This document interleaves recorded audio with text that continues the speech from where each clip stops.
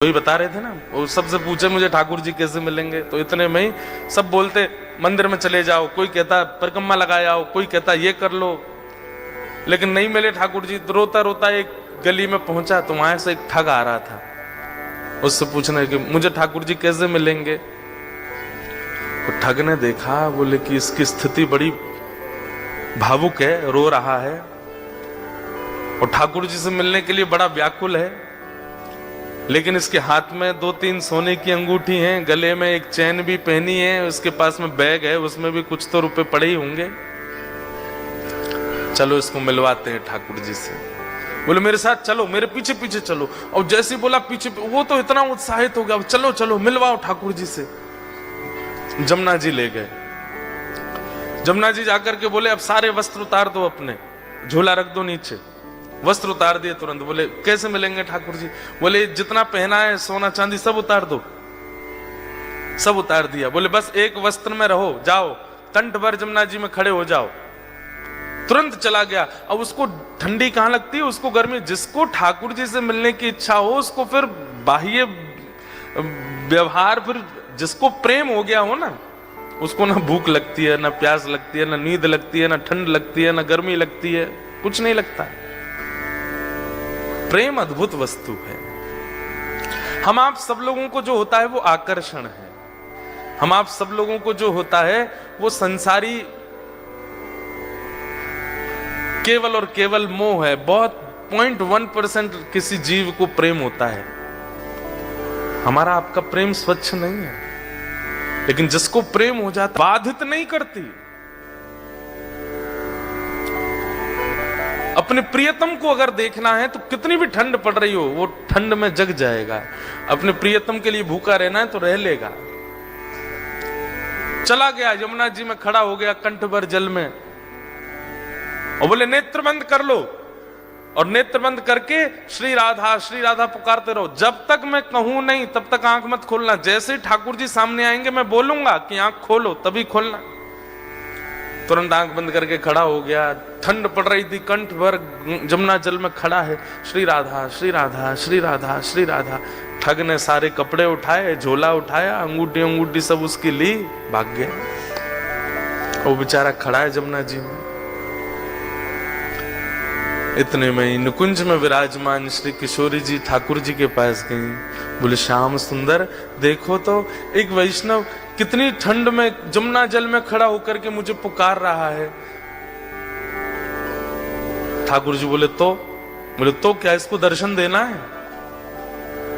ठाकुर जी बोले इसने कोई ऐसा पुण्य तो किया नहीं है, ऐसे कोई इसके भजन साधन तो है नहीं, इसको दर्शन। बोले कि आप वो करिए जो हम कह रही हैं, बस इसको दर्शन दे के आओ। देखो कितना बेचारा परेशान हो रहा है।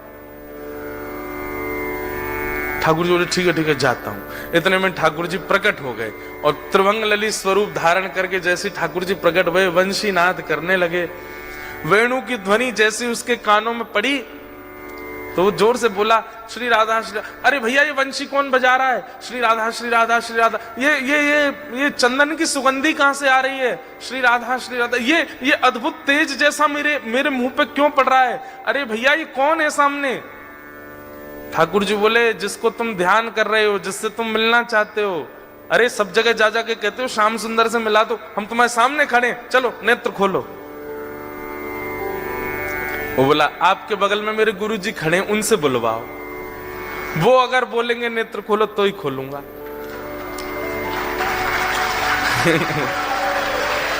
ठाकुर जी आप आ गए, बहुत अच्छा किया आपने अपने वचन का निर्वहन किया, पर आपके बगल में मेरे गुरुजी खड़े हैं, वही मुझे लेकर के आए थे। उन्होंने ही कहा था जमुना जी में खड़े हो जाओ, राधा राधा जपो। गुरुजी कहां गए मेरे? बोले कि यहां कोई गुरु नहीं है। अरे मेरे गुरुजी वहीं होंगे, वही मुझे गली में मिले थे, वही मुझे लेकर के आए थे। ठाकुर जी बोले वो कोई गुरु नहीं है, ठग है, एक नंबर का ठग। तो वो जो खड़ा था जमुना जी में बोला सुनो मुझे पता है आप ठाकुर जी नहीं हो। क्यों? मेरे गुरु की निंदा कर रहे हो? चले जाओ यहां से, आप ठाकुर जी नहीं हो सकते। जिन गुरु जी ने आपसे मिलवाया या आपको मेरे सामने भेजा भी उन्हीं गुरु की निंदा कर रहे हो, मुझे आपको नहीं देखना। ठाकुर जी बोले बड़ा पागल है, हमको क्या जम जा सर्दी में। ठाकुर जी वापस आ गए। श्री जी बोली दे आए दर्शन। अरे श्री जी कैसे पागलों के पास भेज देती हो आप, मैं 20 मिनट से वहां खड़ा था, उसको बोल रहा था नेत्र खोल करके दर्शन कर ले, मेरे यूं कह रहा बगल में गुरु जी होंगे उनसे किब्बाओ। उसका गुरु वो ठग है, एक नंबर का चोरी करता है, ब्रजवासियों की चोरी करता है। उसको तो किसी दिन बताऊंगा मैं, उसको गुरु माने बैठा है। इनको इतनी बुद्धि नहीं किसको गुरु बनाना चाहिए, किसको मानना चाहिए, उसकी बात मान के बैठा है। श्री जी बोली या तो उसको दर्शन दे के आओ, नहीं तो हम नाराज हो जाएंगे। उसको दर्शन दो। बोले अरे वो गुरु की आज्ञा मानेगा। बोले तो गुरु को खोजो, पहले गुरु से बुलवाओ कि आंख खोल, दर्शन दे के आओ। ठाकुर जी बोले हे श्यामा जी आप कितनी भोली हो, कितनी सीधी हो। बताओ उस ठग ने जीवन में कुछ अच्छा नहीं किया, उसको मेरे दर्शन करवा दो। ठाकुर श्री जी बोली आप ये विचार क्यों करते हो कि किसी के पास योग्यता होगी तो ही दर्शन दोगे, अयोग्यों को दर्शन नहीं दे सकते। हमारे ब्रज में एक कथा बताते हैं कि जन्माष्टमी पहले आती है राधाष्टमी से। तो जन्माष्टमी पर एक होड़ होती है हमारे ब्रज में कि जन्माष्टमी बड़ी होगी कि राधाष्टमी बड़ी होगी, किसमें ज्यादा धूम मचेगी, इसकी होड़ होती है बड़ी। और ये होड़ आज से नहीं चल रही है, ये हमेशा से है। तो जब ठाकुर जी और श्री जी धराधाम पे लीला कर रहे थे तब की एक ऐसी लीला है कि सारे ग्वाल बाल जो हैं ये प्रतिस्पर्धा में तैयारियां करते हैं कि अरे ललिता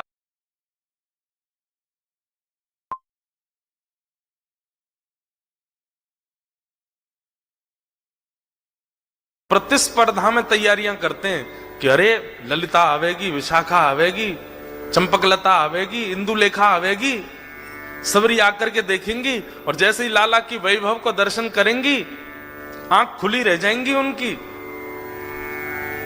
और ये सब भी जब जाती हैं ना ठाकुर जी के जन्माष्टमी उत्सव में तो जाकर के देखती हैं इनने जैसो कियो या से 21 करनी है राधाष्टमी की तैयारी। तो अब की बार मधुमंगल श्रीदामा तन सुखा मन सुखा धन सुखा बोले लाला अब की बार कछु ऐसो करें कि हमारो लाला दानवीर दिखाई दे, हमारे लाला खूब दानी है ऐसा अनुभव हो। तो ठाकुर जी बोले कहा करेंगे। बोले लाला लड्डू बनवा में। बोले कितने लड्डू? बोले कोई गिनती नहीं, बनवा दे बस। और सबसे कहेंगे कि अपने अपने घर से पात्र लेकर के आओ, जितना बड़ा पात्र होगा उतने लड्डू भर के देंगे। बरसाने वारिन की आंख खुलनी चाहिए, देखो हमारा लाला कितना दानवीर। कोई इतनी बड़ी परात लेके आवेगा तो वो भर के देंगे, और कोई छोटी कटोरी लेके आवेगा तो वो भर के, जितना बड़ा पात्र उतने लड्डू भर के देंगे। सब लोग इधर देखो। श्री जी आई सब सखीन के साथ। तो जैसे ही श्री जी पहुंची तो सब सखा सवरे सिर उठा के खड़े, देखिए हमारे लाला के कैसो दानवीर है हमारो लाला। सब लोगन को लड्डू भर भर के दे रहे हो, जितने बड़े बड़े पात्र। आप सबको ब्रजभाषा समझ आ रही है? आ रही है? बोले हमारो लाला देखो आपने, जितने बड़े बड़े पात्र सब लेकर के आ रहे हैं, सबन को भर भर के दे रहे है।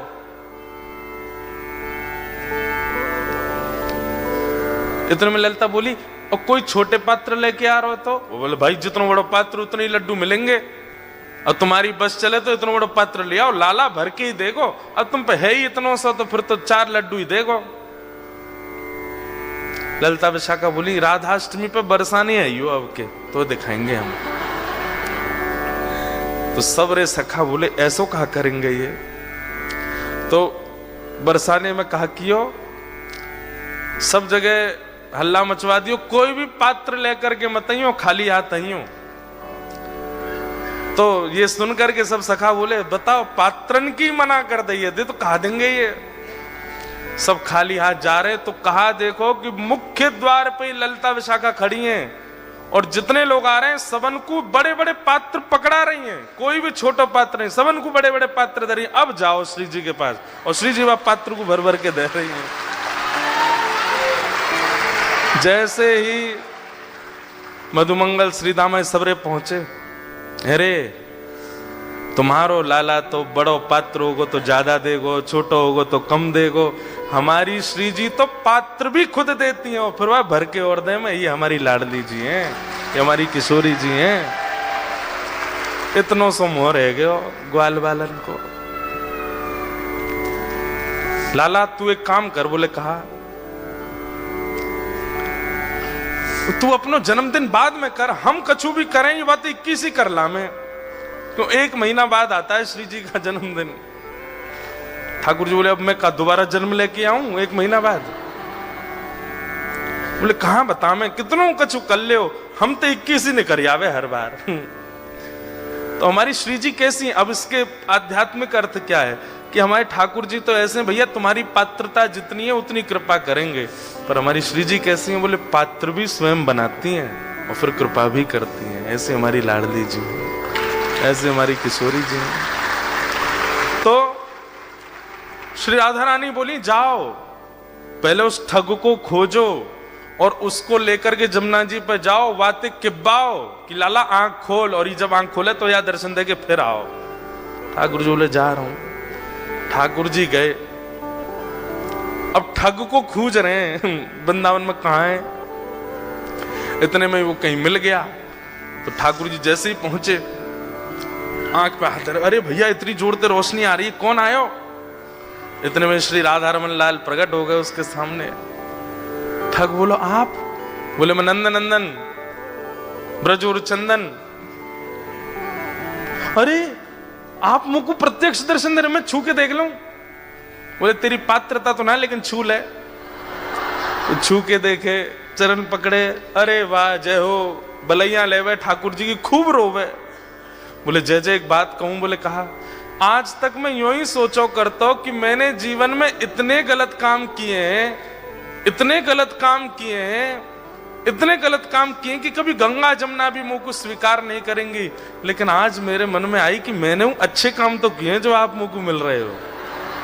ठाकुर जी बोले दारी कितने कछु अच्छो कियो ना है, वो तो श्री जी की तो पे कृपा है गई है। बोले जय जय कैसे कष्ट दे रहे हो बताओ? बोले चल मेरे संग, वो एक खड़ो करके आयो तू जमुना जी में, वो कंठ पर गंगा जल जमुना जी में खड़ो मेरे दर्शन को, बातें जाके बोल कि आंख खोल के दर्शन कर, ये किब्बा भी आयो तो ते। अच्छा जय जय वहां जानो है क्या जमुना जी? बोले हाँ। बोले एक काम कर दो, बोले कहा मेरी पत्नी सोरी बहू को दर्शन दे दो। ठाकुर जी बोले तू चल रहा हो कि नहीं चल रहा? बोले जय जय देख लो, बहू का दर्शन नहीं दोगे तो मैं नहीं जाऊंगा। अब ठाकुर जी को लगे बाय दर्शन नहीं दिए तो श्री जी वहां उल्टो डांटेंगी, सब पूरे परिवार को झड़ा दर्शन करा दिए वाने ठाकुर जी के। और अंत में सबरे अपनी बात मनवा के, काम मनवा करके तब बोलो अब चलो। ठाकुर जी बोले जल्दी चल। बोले तू एक बार बाकी आंख खुलवा तो फिर मैं बताऊंगा।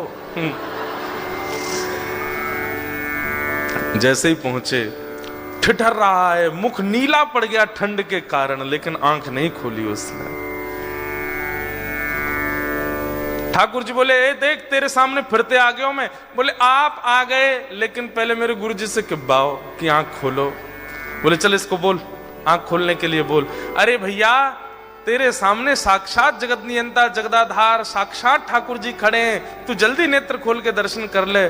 जैसे ही उसने नेत्र खोले, श्याम सुंदर खड़े हैं, मधुर वेणु बजा रहे हैं, त्रिभंग लली हैं, मोर मुकुट पहना है, सुबह से श्रृंगार करके डोल रहे ठाकुर जी मेरे दर्शन करेगो। उसने कही जय जय मैं आपको प्रणाम कर लूं। बोले जल्दी आप प्रणाम करो। बोले गुरु जी से किब्बाओ पहले। बोले इसको बोल मुझे प्रणाम करे। बोले आओ भैया प्रणाम करो। बाहर आकर के उसने प्रणाम किए, फिर गुरुदेव को प्रणाम। ठाकुर जी उस पर इतने रिझ गए, बोले ये गुरु नहीं है, ये महाठग है, ये महाचोर है, लेकिन इसने ये बोल दिया था कि मैं ठाकुर जी से मिलवाऊंगा, तो तेरे में इतना विश्वास आ गया कि इसकी बात को तू पत्थर की लकीर मान के चल रहा है। मैं तो ते बहुत प्रसन्न हूं। और ठाकुर जी ने उसको हृदय से लगाया तो दूर खड़ा ठग रो रहा था। बोले जय जय आप इसको इतना प्रेम क्यों करो? बोले है ही इतना प्रिय। बोले बनाया तो मैंने ना, प्रेमी तो मैंने बनाया, मुझे भी हृदय से लगा लो। ठाकुर जी तू भी आ, और पकड़ करके दोनों को हृदय से लगाया और दोनों को निकुंज लीला में लेकर के गए, और वहां श्री जी ने फिर कृपा करी। भगवत दर्शन। भैया सूरदास जी के इस पद को आप अन्यथा मत लिया कीजिए। सूरदास जी स्पष्ट कहते हैं इस कलिकाल में और कोई साधन ही नहीं है, साधन और नाहिया कली में जासो होत निवेरो भरोसो दृढ़ चरणन केरो। गुरु आज्ञा भले ही दीक्षा नहीं भी हुई हो आपकी, जिसकी आप कथा सुनते हैं, जिसके आप वचन सुनते हैं, जिसकी आप वाणी सुनते हैं, उनको आप मन से गुरु मान लीजिए और बस उनकी कही गई बात को पालन कर लीजिए। अगर कभी आप कोई रील देख रहे हैं और अचानक से हमारे वृंदावन के पूज्य हमारे प्रेमानंद जी महाराज की आती हैं, कभी किसी महापुरुष की आती है, कभी किसी संत की आती है, आपके सामने वो रील आ गई या वीडियो आ गई और आप 2 मिनट सुनने लगे और उसमें उन्होंने सीधा पहला वर्ड ही यही कहा कि भाई सवेरे 5 बजे उठना चाहिए, बस उसको मान लीजिए। वही चाबी है। आप सत्य बता रहे हैं, इतने सामान्य सी बात भी आप एक आचार्य की मान लेते हैं ना, उसी से ही भगवत भाव प्रकट होने लग जाते हैं चित्त में। देखो इसके पीछे कॉन्सेप्ट क्या है कि अभी आप अपने स्वयं के स्वामी बने हुए हैं, इसलिए आपकी जिम्मेवारी आपके ही हाथ में है।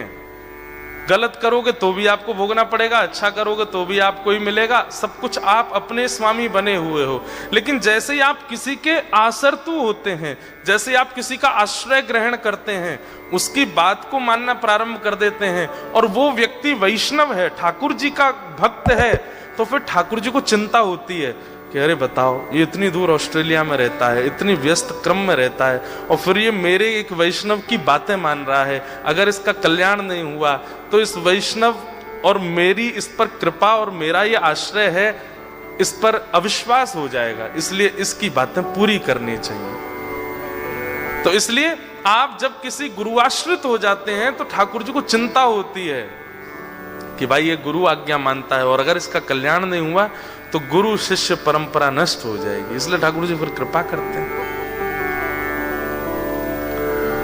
तो चाहे सूरदास हो, चाहे कुंभनदास हो, चाहे रैदास हो, चाहे मीराबाई हो, सबको दर्शन गुरु कृपा से।